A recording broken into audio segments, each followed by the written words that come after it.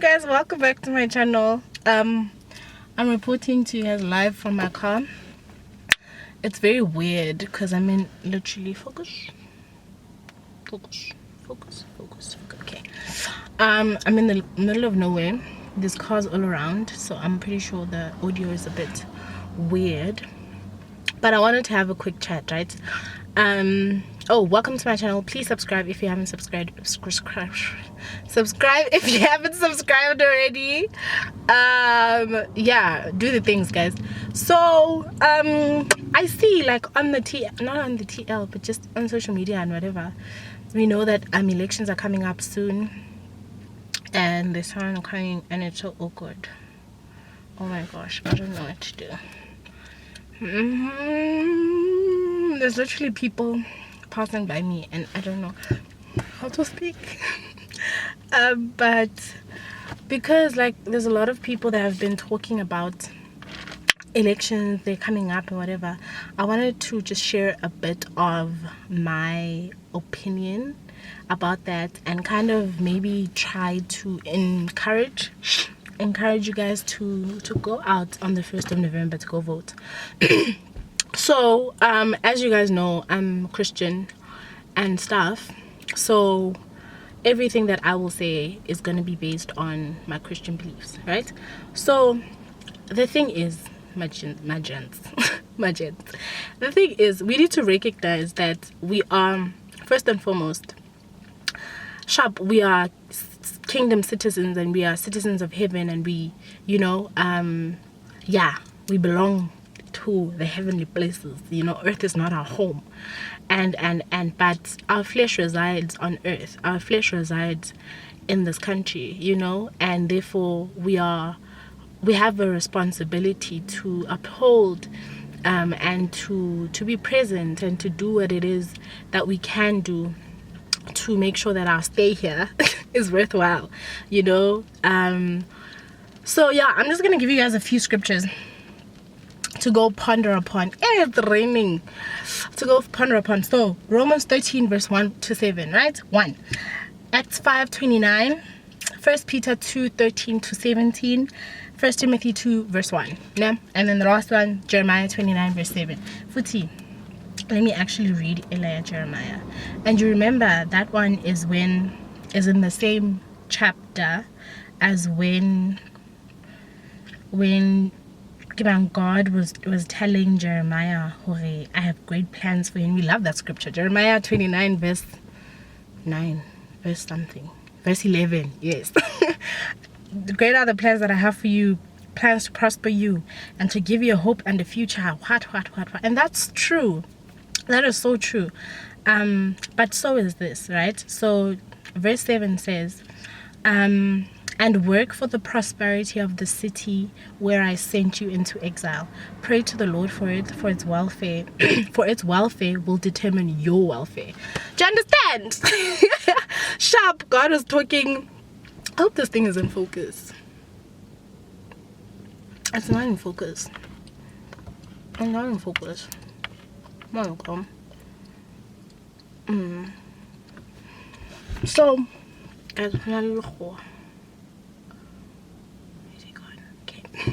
so as much as God was speaking to Jeremiah about, people are looking at me so funny. God was speaking to Jeremiah about the fact that, no, Jeremiah the prophet was speaking. God was speaking to Jeremiah, through Jeremiah, to the Israelites, which he's sending them into exile. And even though they'll be in exile, they need to pray for the place that they are being sent to, right? And it's the same thing with us. We are essentially in the pits here on earth, right? We're in the pits in whatever countries or cities that we find ourselves in, because it's not heaven, right? And yet God still says, pray for the city, pray to the Lord for the city, because your welfare is their welfare is your welfare. So essentially, if your country blows up in flames, your life is going to be up in flames, you know. So it's important for us to really recognize ourselves as part of this country, as part of the work that has been done in this country, and to realize our civil duty civil duty as people of God to be like, wait again, it's bad, but you know what? I'm going to take up my responsibility. I'm going to take up my cross and do what it is that I can to make sure that the city prospers, because when the city or the country prospers, I prosper as well. And voting is just one of those things. That although the options are terrible, are terribly limited, but earth, like, we're dealing with people here. We're dealing with earthly vessels who are just as messed up as we are, you know. So expecting perfection from them is unrealistic and it's hardly gonna happen. So yeah, man, just like recognize the fact that we have a civil responsibility, y'all. We have a civil responsibility. So I want to also go into, I'm going to finish quickly, Titus 3 verse 1. Guys, not me preaching. Titus. Yeah. You guys can look it up because I'm struggling to find it. Because gotcha.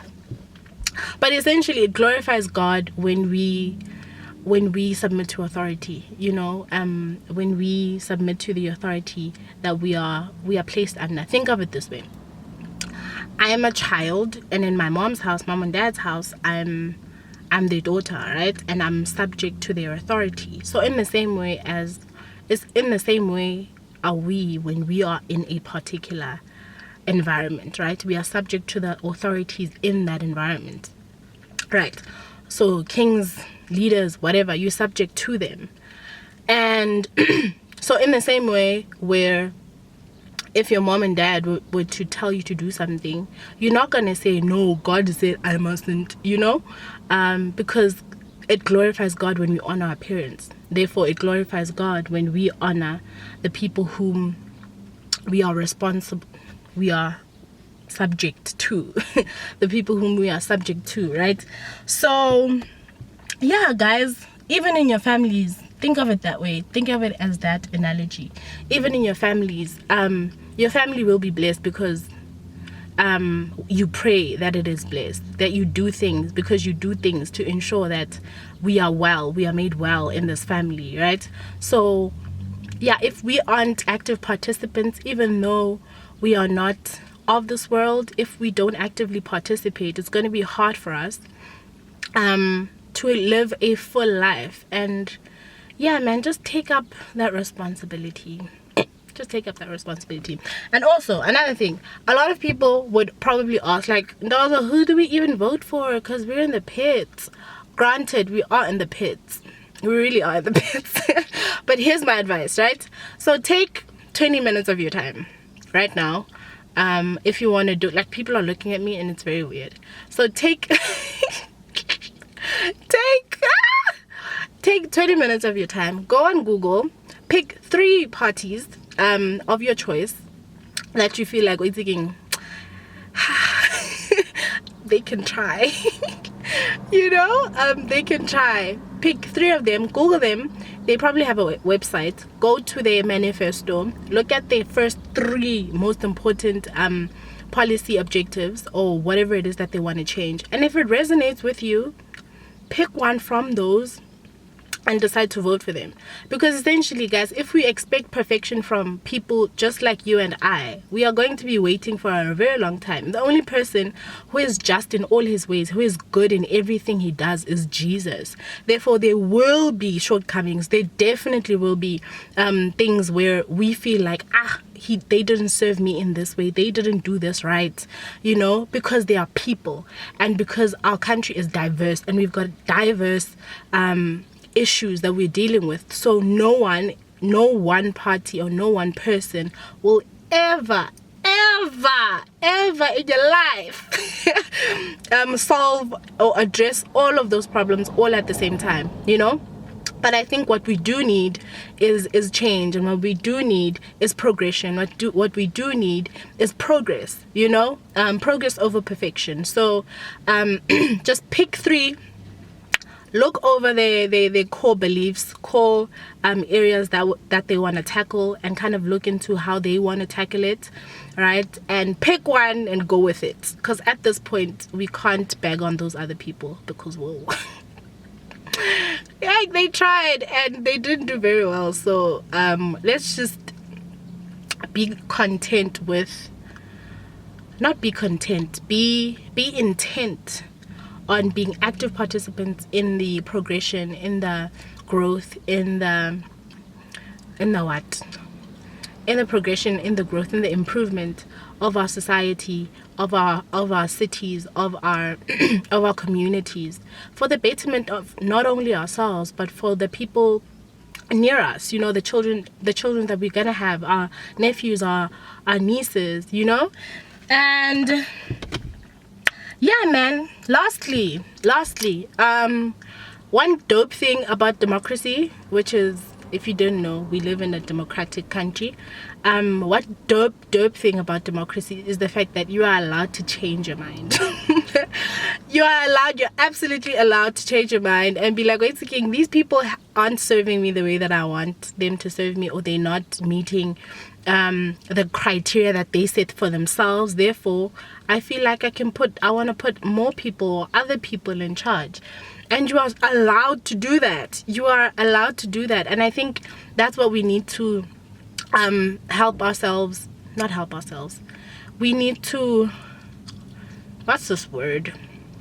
We need to remind ourselves of that. Oh, see, we've got the power to change our minds, to be like, it was cute while it lasted, babes, but I'm good. It was cute while it lasted, honey, but get up, you know.